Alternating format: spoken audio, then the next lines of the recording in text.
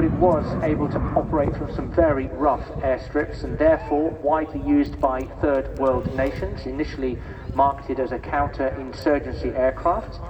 The Stikemaster also maintaining its advanced trainer profile through Middle Eastern users opting for the militarized version.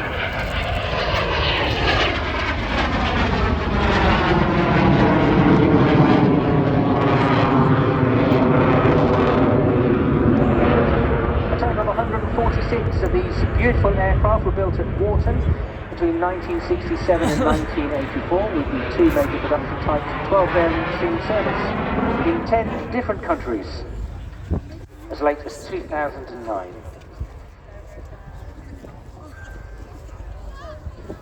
As I said, to you, being flown today for you by Ian Brett. Prior to joining the RAF, Ian was a keen private pilot and a glider pilot, and after completing university served as an RAF pilot then for 13 years.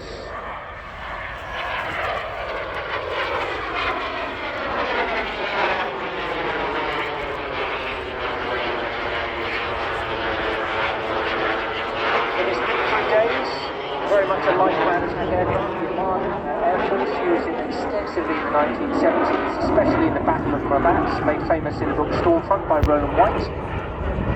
In a lot of other countries,